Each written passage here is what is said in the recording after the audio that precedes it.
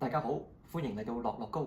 今日咧就會同大家開兩盒包裹，都係嚟自安省寄嚟溫哥華嘅。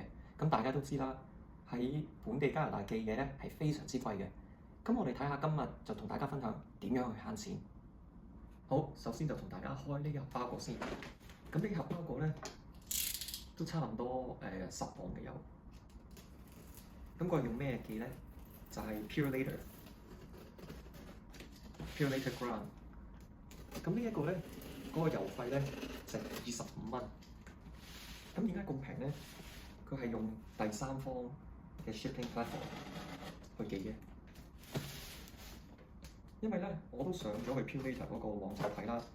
如果要寄咁嘅 size 嘅 LEGO 咧，係講緊係要75蚊至到100蚊呢個價位嘅。咁我買咗呢套 Monkey Kid Set 啦，咁我就用咗200蚊喺安省嘅 Marketplace 揾到翻嚟嘅，咁再加埋 shipping 咧就 total 225蚊。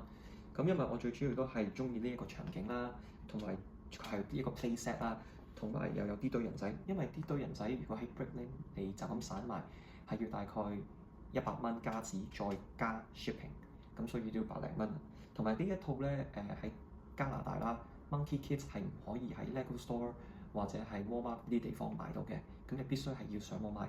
而當我買呢盒嗰陣時咧，其實喺官方網站佢已經 discontinue 咗啦。而咁樣買法咧係會值得就咁齋買人仔。好，我哋準備開呢一盒咁大盒。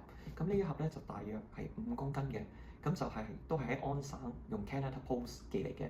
咁個 shipping cost 咧就大約係60蚊。咁我哋睇下入邊係乜嘢嚟嘅。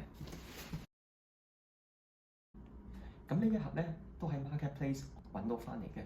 咁呢一盒咧係叫做 Open Box 啦，同埋佢個盒咧係有爛嘅。咁呢一盒我係用咗200蚊買翻嚟，再加 shipping。我同嗰個買家咧係大家分嘅。咁呢一盒只可以喺 LEGO 官方網站買啦，咁就係要330蚊再加稅嘅，咁即係370幾蚊。咁同埋呢堆人仔啦。我上 Bricklink 睇啦，加埋都接近差唔多190蚊加紙再加稅嘅。咁如果咁樣買法，其實買一套殘盒我又冇乜所謂，其實係超值好多。喺今次呢個經驗入邊都會睇到嗰個重量同埋嗰個 volume 係會影響嗰個 shipping cost 嘅。如果呢一個賣家係用一個細啲嘅盒裝，其實嗰個 shipping cost 係唔需要60蚊，我諗大概40零蚊已經係搞得掂嘅。而呢一個咧，佢係用咗 Canada Post 係偏貴嘅喺加拿大。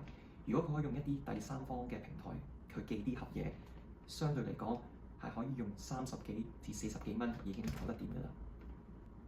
好啦，嚟到最後總結，如果你係好想買嗰啲人仔，其實有時買一啲開盒或者殘盒，相對嚟講係平好多，而同你去就咁散買人仔係冇乜分別嘅。第二就係你記住要去第三方嗰啲shipping 平台去睇清楚個價錢。之後先再直接去例如 Purolator、DHL、FedEx 嘅網站去比較個價錢，因為呢啲第三平台多數都會俾到一個好嘅優惠你。同埋記住一樣嘢就係嗰個 volume 同個重量係掛鈎嘅，嗰個越細咧，如果有時你寄呢啲 LEGO 唔要個盒，用一個細啲嘅盒係會平好多嘅。咁歡迎大家留言，記住 like 同 subscribe，下條片再見，拜拜。